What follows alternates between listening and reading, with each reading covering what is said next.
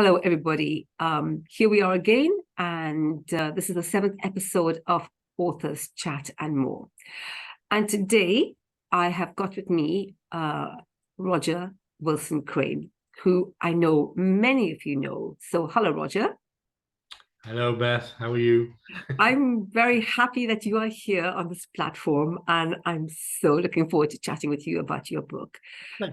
Because if you remember, we were in Write That Book Masterclass. We were in the same group called the Ink something. Yeah, I can't remember the name of the group, but we were writing these books at the same time, weren't we? Yeah. So it was a couple of years ago, I think, wasn't it?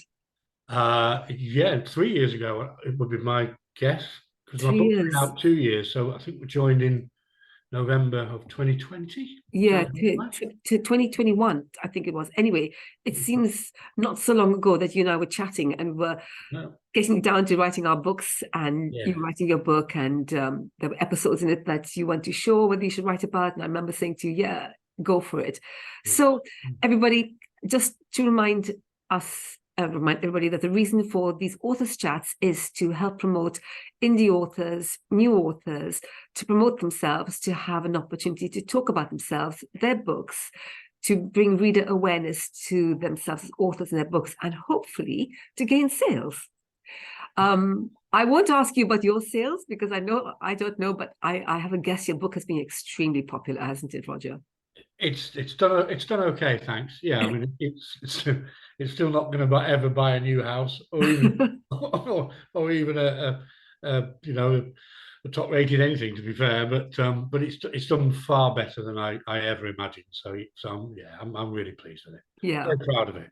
Yeah, and I think you should be, because I must tell the listeners, I've now read Roger's book twice. Because the first time I read it was when it first came out, in fact, and I couldn't put the book down. I giggled and I laughed all the way through. I shed a few tears, and I just loved the way you'd written your book and what the story was about. So this is an opportunity for you to tell readers or listeners who may not know about you yourself, where you come from, about the genre of your book, how you came to write your book, what was the essence of it, the sense of it, where has it taken you, where would you like it to take you, all sorts of things, that have happened for you during this period of time. Also, tell us about, I'm going to start just a little bit, tell us a little bit about one of the awards that you've won. I think the most prestigious award was the Mark Twain International Book of the Year in 2021 for Certify. And that's a prestigious award. So it's, some awards are, I was going to say easy to get. They're not. I mean, you still need to have a good book, but that was a really large one. It won for humour and satire. I found out there were, I think, 2,500 entries, and you go from long list down to short list, down to semi-finalist to finalist, and then to the actual finalist category, where I think there were 6 of us, which is then based at a hotel in America. I joined online, actually. I wasn't going to go there; it's too expensive. I hadn't sold enough books, Beth. But that was wonderful. That was a wonderful night, or wonderful early morning, just because I was just delighted to make a long list, to be honest, and then to go through the whole thing, and then be announced as the winner and be interviewed live in this beautiful hotel with other authors and stuff was absolutely amazing. I mean, that stands out by far as the most important award that's opened doors to me to write for other people and do other things. So yeah, the Mark Twain Cyber International Award was fantastic for me. Yeah. Congratulations. I know it happened a long time ago, but congratulations again. I think what would you say about winning an award? What is it about an award that does for you as a writer? What does it give you or make you feel? I was going to say it gives you credibility, but I don't think that's fair, because a lot of books that don't win awards are very, very credible. I think it just gives you exposure all the time. It gives you a message.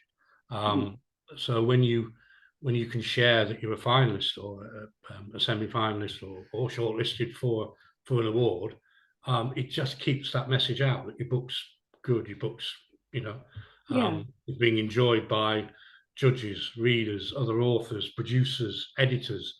So yeah, for me, once I'd actually become longlisted for the Mark Twain Award, I thought, blimey, that's pretty good. And then I started to look at the people who were on the long list, and started to research them to see if they'd won any other awards.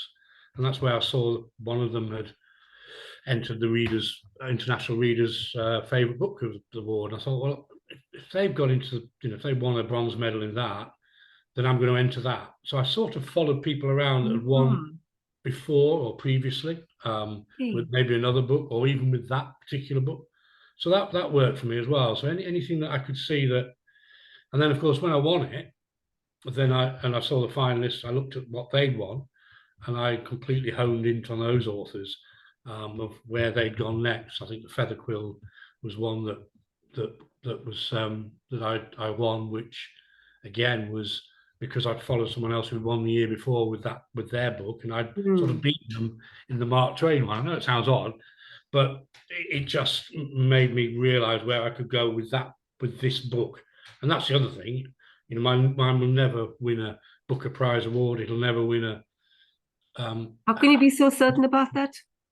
Yeah, pretty much. I mean, you. No, how can you be so certain you won't win that award? Well, I did enter the page turn, and you're longlisted finally. Yeah, I was longlisted for that. Yeah. Yeah, I didn't even get that far with mine, and I think it made me realise that mine was more light and yes, fluffy, if you like, and not a read that was looked on probably by the industry, if that makes sense, or the top of the industry. So you did very, very well.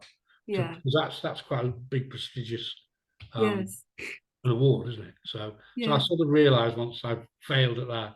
yeah, And also, I don't mind rejection either, which I yeah. thought I'd hate, but I don't care. So But I guess it's really important to go for awards that fits your genre instead of catching at every straw.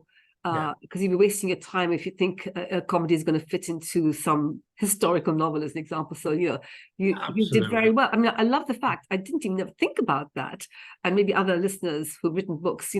When you won that award, you then followed the leads from the other people who'd entered, and where have they gone? That's a much easier way to find out about awards than looking through the literary guide for writers. Yeah, it is. I mean, I'm not. There are a couple of awards that I've won that mean sort of nothing to anybody in the industry, but it's still good for your website. It's still. But if you go into the Alliance of Independent Authors website, they give a whole list of those that are, caution to proceed with or recommended, or you have a good look at that as well. But you're right, go for that genre. So if it's historical, it's historical. If it's grief, like Victoria's is, it's grief. If it's humour, it's mine, and it just helps you get closer to getting somewhere with it. And I must say, for those listeners who haven't yet read Roger's book, Certified, and I just want to ask you in a little while how you came to write that title, is a book full of humour, through the three different unexpected births, one hapless wedding, and one bizarre death. I love the humor. Sometimes it's lighthearted, sometimes it's black humor. I just know I giggled a lot, and I cried. I did. I felt very tearful, very sad. Your book is so full of wisdom and about the way you look at your own self and your reactions to the things. I'm not going to give it away because I think you need to talk a little bit more. So the very title, though, is setting us up for some serious comedy and some real life affirming moments. So what I want to really ask you now is tell us a little bit about you, the places you lived, a little bit of your life, and yes, just tell us about you, because I don't know if lots of people know a lot about you if they've gone to your website, but just so fill us in. Yeah, I was brought up and settled in the Yorkshire Dales, which is a little quaint market town. And with my two brothers, sister, my mum. My dad had flown the nest or left when I was about 13. Didn't see him never saw him again until his sad passing, which is in the book and what inspired the book in a way. So I was brought up there. I had a lovely little childhood. and I was there for first 30 years, I suppose, of my life before I moved. I met a lady, moved down to Doncaster, and spent the next 25 years there. I met Victoria, of course, my wife, and yes, I was there. And now I've moved into Lancashire we've moved back to near Victoria's parents. So we're in Ormskirk, Lancashire now. So Ah, I've become a Lancashirian a now. Lancastrian. A Lancastrian. It's funny to mention Ormskirk because I didn't know this, but my grandfather's father was born in Ormskirk in Lancashire. Or my father's father was born in Ormskirk because we come from India. And so one day I found a birth certificate that belonged to my father's father, and it said Ormskirk in Lancashire. I thought, my God, no, I don't believe this. And you're now living in Ormskirk. I'm living in Ormskirk, and it's a beautiful market town. It does remind me of Settle very much so. It's that quaint market town. Yeah, so I'm very happy that we've moved here. Yeah. Doncaster didn't do much for me, but don't tell anybody from Doncaster. I won't tell. Shh, we didn't say that. So Certified is basically in three parts, three major events that have taken place in the life of your main character. Yes. And you call it a memoir. And it is a humorous memoir, would you say? Was that the category Yes. 2002? Yes, very much so. Yeah. Yeah. I mean, it's emotional as well. Yes. So it's sad as well. But yeah. Deep down, it's a humorous, fictional memoir in the end, really, because it is based. A lot of the things that are in the book are based on true that actually happened to me, or might have happened to one of my family, or whatever. But the license of a writer to embellish things to make the story a funnier, sadder. Yes. Was yes, I used that a lot once I started writing it. But the majority of the chapters and the stories are based on definitely on part truth to start with. Yes, because I remember reading it and I was thinking, come on, hang on a second. Which is truth and which is fiction over here? These things don't happen to people in real life. It's impossible. He must have fictionalized it. I won't even say which bits, although I did write everything down. What I was going to say, we won't have enough time to actually explore the whole of your story. But sorry, it's interesting because when we started doing this, because you were doing your sort of memoir as well, but as I started writing it, it was so boring. As in, I was writing it as a fully fledged memoir of mine, and so as the idea started, if I went that direction with that story, I like that, and then. So that's why it became a fictional memoir in the end, because I think if I'd just written it as a memoir, I think people would have just fallen asleep. Anyway, okay, so just, I want to ask you. Funnier. I want to ask you what percentage then is fact and which is fiction. I think we'll let the reader work it out for themselves when they come to read your book. Yeah, but your story is truly, truly full of fun. And I remember when I was reading, I think, this sounds like it could be another Fools and Horses. Yeah. And I thought this is the sort of story that could easily be televised and put to episodes. There is so much in your story. There's so much life about the way you come from. I remember something you said about writing a play at the age of 14. I'm not sure where I read it. And your grandmother told you that you should be a writer. Yes. Yeah. So is that what drew you to writing the story, this particular one, in the end? What from my grandma saying it? Yeah. No, I'd completely forgotten that. But yeah, I wrote a school play when I was 14 and wrote and directed it. And there was about a cast of 3. We put it on through a whole week at school. But I never then wrote anything apart from thousands of millions of emails, Beth, at work, and you'll know that. I'd never wrote another thing from a point of view until I started writing the book Certified, which is 40 years later. Right. But I remember my grandma telling me that I should, yes, she said, you should take up writing full time if you're, writing plays at that sort of age. But I also remember telling me that, but if I did write, I could only write for the BBC. Oh. Because they were the bastions of creative drama and who everybody looks up to. So I just remember that, but it's it was a memory that only came back recently from her telling me that. Yeah. So what was the moment of you suddenly becoming inspired to write a memoir? What was it that triggered you? Well, I'd always wanted to write about the death of my father, because I hadn't seen him for 30 odd years, apart from briefly when I'd gone to see him when we found out he'd moved back to the Yorkshire Dales, and he hadn't told us, which was a rather bizarre episode because he hadn't seen me, I hadn't seen him for 30 years, which is in the book. And then he died not too long after that, and it was just quite a bizarre experience of finding stuff at the house that we couldn't quite believe. Yeah. Money under the mattress and Yes. And stuff like that. And then when we had his cremation, I mean, he was a loner, was my father, so he didn't have any friends or that we knew of. But I just remember the cremation. It was only myself and my brothers and sister went, and just before it, this whole busload of staff from Morrison's supermarket turned up, and we thought they were going to a different cremation, but no, they'd come to say goodbye to my dad because he'd been going in 2 or 3 times a week. And they loved him to bits, and it was quite bizarre. We're all packed into this cremation and they didn't even know he had kids. So we all, we're introducing ourselves, and they can't believe it.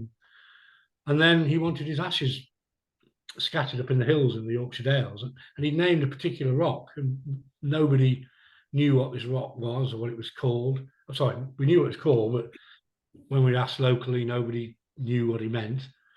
But we still thought we'd go and find it. I mean, how ridiculous is that? So we're talking about February.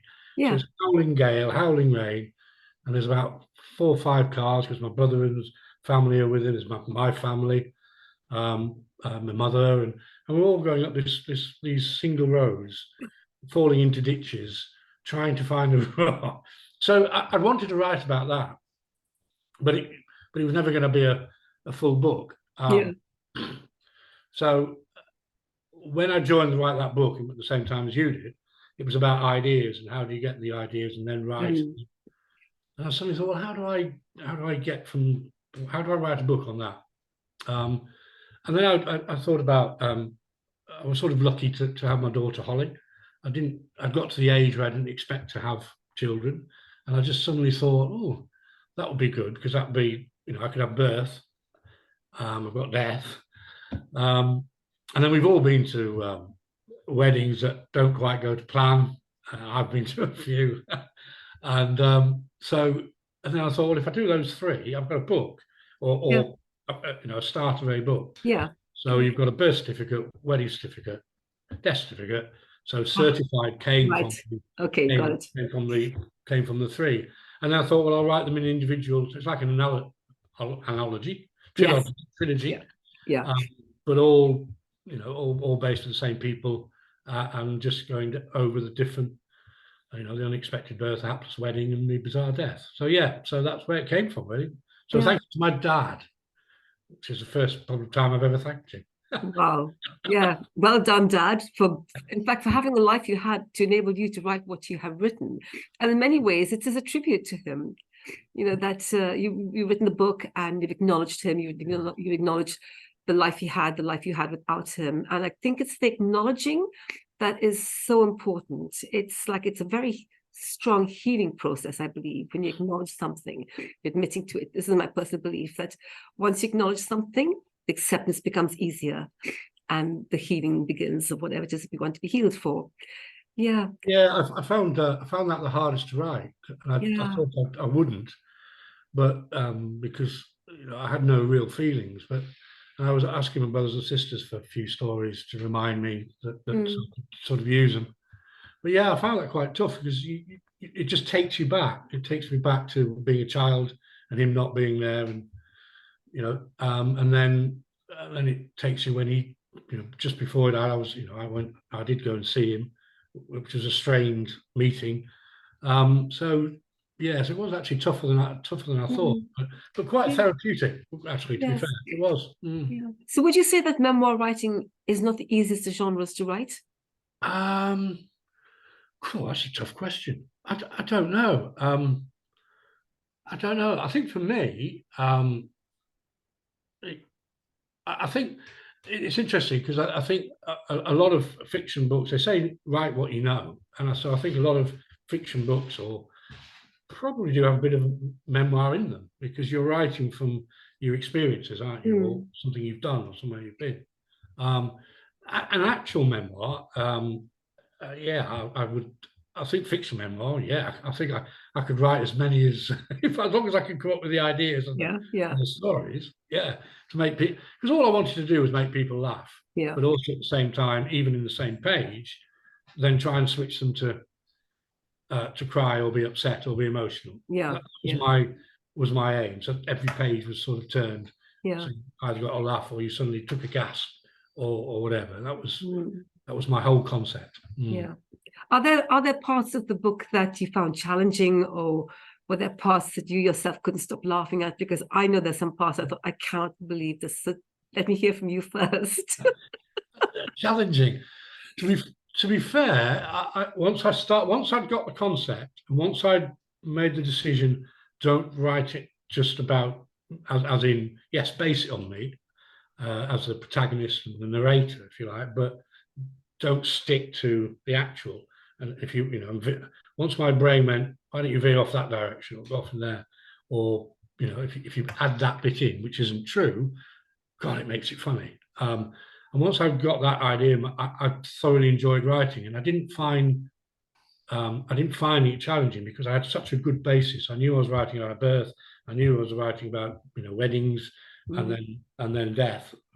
So no, I didn't. But I suppose my favourite. God, that's hard. My favourite is the Justin Timberlake stories. I think they are. That's my. I think that's my. That's my. I think I enjoy particularly writing that. Is it true? Is it not? Don't say. Who knows? Don't say. It's a wonderful It's got to episode. be partly because how would I be able to write something like that? That's all I'll say. Yeah, absolutely. Yeah, I enjoyed writing that, and revisiting Puglia in Italy, which is where Justin got married. Yeah. In 2012, and where the protagonist wants to get married and can't, but comes across him anyway. Yeah, I mean, that was my most fun bit, I think. Yeah, it was wonderful, and I hope listeners that you get a chance, you do take a chance, you do buy the book to read, because there are moments of hysterical glory, and absolutely, I like the tears were coming down my cheek. I really did love. I love the guy. I've forgotten his name for a moment, who wore that suit when he had the camper van to take you all out. Yes, Wally. Yes. That whole episode on Wally, you couldn't. It's a screenplay. To me, it's a screenplay. Well, that's what I'm trying to do. I'm trying to do that now, but yes. Are you? Yes. Oh yes. I've been spent the last 6 months. I'm been writing it. So yeah. Okay. I'm trying. So your story, the humor comes through wonderfully in moments of quite, tragedy. You put in a one-liner, or the humor comes through, and that kind of breaks it. And I think it's really interesting the way you do it, because when you just read things that are quite sad, it pulls you down. And in story writing, you've got to be able to pull your reader back up again, so that they want to move on and they can move on, and there's a place for them to move on too. So I think as an art, you really have developed that in your first story. You really got that. You're taking us on a wonderful journey from each part of those lives. So that story is about a lot of good things, fun things. You're growing up, you're dancing, the relationships that you've had. There's one part in the story that I remember when you and I were discussing, and we're just ourselves developing our own stories. There's one part you said, I don't know whether or not I should put this into the story. And I remember saying, you should do, it's a very important element. Not many people are aware of it, or they ought to know more about it. Would you mind sharing that episode with us? Yeah, there's a part of the book, and actually it's a recurring theme through the three different books when he looks back and looks forward. Yeah, I had a relationship where which was challenging, a bit violent towards me. Yeah, and I did wonder whether to put it in, because I thought it could be a bit much, but we don't talk about it, or and men don't. I'd never talked about it. I think my closest family probably knew, my sister, I think, especially, but nobody else. It was never talked about, and I never brought it up. So I thought, yeah, I owed it to myself in a way Yeah. to write it, and also, even though it doesn't go into a lot of detail from a relationship point of view, I think it gives an idea of how you still stay and how you know the reasons for that. Because a lot of people say, well, you just wouldn't stay, but it's not quite like that. It doesn't work like No. you try and help. You try and so yeah, it was important, and it is quite sad in part of the book, or bits, because it keeps popping up. Yeah. And yeah, it's and a lot of those bits are true, that I've written in that, because I wanted to be true to myself when I did. As I'm trying to write the TV script, I'm detailing that more, because I can flesh that out more from a point of view, so that it's more understanding of what happens, why it happens, and what we try and do to help each other, etc. Yeah. It was a very deeply touching part of your story, and I'm not going to give it all away, because I think the readers need to read it for themselves. But thank you for sharing that with us. No, it's okay. No, it's okay. I wanted to ask you if you would talk to us a little bit about marketing, because a lot of us as independent authors and self-published authors are find it hard to market our books. We're not experienced in it. We're very new to it. And I wonder, because I remember that you were in sales. So I was wondering if your sales and maybe marketing background helped you when you came to promote your book at all. I think not from a sort of sales point of view. If I hadn't joined the Write That Book masterclass, if I hadn't done those with Michael Heppel and yourself and others, where you learn how to use Facebook better, Michael was really, really good at making you engage on social media. Commenting on other people's stuff, building the tribe, as he calls it. I wouldn't, even I've been in sales all my life, but I've been a managing director of a private company for a long time, so I hadn't got involved in that side of it. So, I mean, that was massive for me when he made the point that you just put it out there. You join groups on Facebook, for instance, that are similar to what you're writing. Or for me, I joined dog groups. Dog groups. Oh yeah, we didn't talk about Bonnie, did we? That's okay. No, but I joined those, which is really good. 5,000-6,000 people, and of course you're not talking about your book. You're just commenting on people's stuff, but then they ask you to become their friend on Facebook, and before you know it, so you start building that tribe. So that was massively important, and I would never have done that without that help. And for me, I suppose the only thing that helps me with sales is the gift of the gab, if you like, the personality. Doing podcasts and things like that. I love doing them. I love talking. I love trying to make people laugh. That type of thing. I'm pretty easygoing. But I'm not as good. I'm not as good. I think I got a bit fortunate, as in, the award made a big difference to me, and that got me onto radio and in the local press, and even in the Yorkshire Post, which was things like that. So that I had a story that I could go out. I mean, to be fair, you just throw it out there. I mean, I emailed every all the newspapers, and didn't get an answer. The fabulous Hannah Powell, who you know, and Andrea Ince, who's also in our group, she's a PR. She did a bit for me as well. Very kindly said, "I'll throw it out there," which she did. So it just and then you just pick up if anything was back. Nothing comes back. It doesn't matter. You've not lost anything. What was it say, Patrick Hilty? Nobody cares. Love that. Oh wow! So there's some parallels that have turned up in your life from writing that book that I've noticed. So one is in the, I think it was in the third part of your book. No, is it the second, with the hotel? When you were a young man, you were working in a hotel, and Lord Brocklehurst. and Lord Yes. Brocklehurst turned up. Now, I happen to have known of another Lord Brocklehurst who lived in Hatfield House down in Hertfordshire.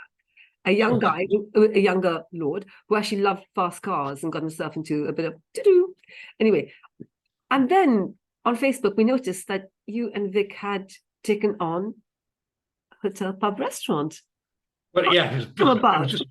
Yeah, it was just a pub. Yeah, it was me actually, because Vic's still working full time. So it was myself and my daughter really.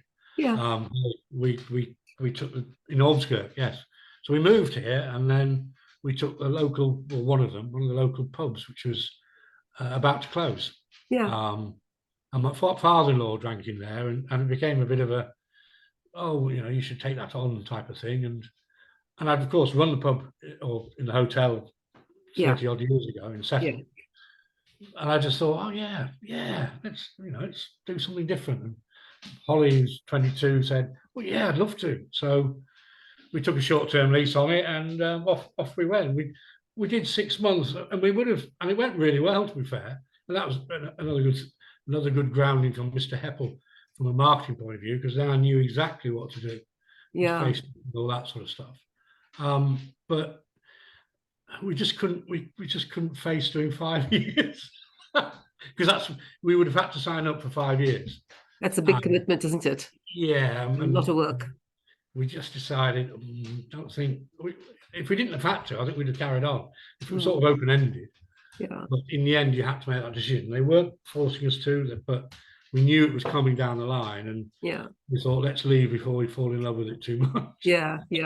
Probably wise, especially if you want to write another book, or you want to do great fun. There's lots of locals and lots of stories. I had a little book under I think we should look forward to another book about you and the hotel, actually, and running that hotel. I think there could be some lovely gems in there. It'll certainly be some characters from the hotel. Whether it's actually set in a hotel will be different. And what's the last thing I heard? Because we're coming to the end of our wonderful conversation. What's the last thing I heard about you walking dogs now? What's that about? Oh, I just do a bit of part-time walking a few people's dogs. That's all. Just gets the heart about. Gets the heart pumping. Otherwise, I'll be a complete vegetable. Wow. So you have actually these last couple of years have really seen some big moments happening in your life, and I know you won quite a lot of awards now. How do you feel as a writer? What is it doing for you? What do you think it will do for you going forward into the future? Will this become your full-time career eventually? Yeah, I mean, I'm pretty lucky that I'm sort of semi-retired, and I'd done that just as I started writing the book. So I have plenty of time, luckily, to do that. So yeah, I do write a lot. When we shut the pub, I then decided, because I've got a second book which has got about 20,000 words in it, which I'd started writing. I was going to go back to that, but I decided that really I want to make Certified into a television series if I can. Yes. A 6-part one. So the last 6 months I've been working with or writing it, but reaching out again, just like we do, Beth, when we were writing the book, connecting with people. I've got somebody who's written for the BBC who's like a script editor, so I send them the script, and they're looking at it, sending it back with, that's crap, that's useless, you need to change that, and I'm learning such a different discipline. I'm learning so much about that, and so my focus is to write the TV series in its entirety, and hopefully somebody somewhere will decide to go, we'll put that on a Sunday night at 9 o'clock. Yeah, that will be great. But it has changed me. I mean, I am a very confident writer now. I can write, anything, and I don't, if it's not good enough, it's not good enough. I've written a few blogs for the automotive industry, but I don't care about rejection, and I think the awards help that. Yeah, I think especially the Mark Twain Award, because that was sort of, your book's good. You're a good, you're an author. You're a good author. So it's incredible how your mindset changes from being scared to becoming, it doesn't matter. I can, I'll write this, and because you're going to get the rejections, aren't you? Yeah, which yeah. I know I'm going to get with the script Yeah. probably until the day I die. Yeah, yeah. No, as we come to the end of our chat, Roger, I want to congratulate you for writing one of the most wonderful stories. So for those listeners who haven't yet had a chance to read Roger's book, Certified, I would urge you to go out and buy it. Simply buy it and read it and comment on it, because it is a heartfelt story. It talks about us as human beings, about what we go through. Roger is very open about a lot of things in the story, and I think we can connect to the characters in the story really, really well. So congratulations and well done, Roger. Oh, thank you. I hope you win some more awards, and I hope that your screenplay will win a screenplay award when you finally get it out there. I just hope it gets on television one day. Wouldn't that be great? I hope so too. I will be rooting for you for sure. Thank you. Thank you for being on my Authors Chat and More. And listeners, you can listen to this again, audio or video on my YouTube channel, Authors Chat and More.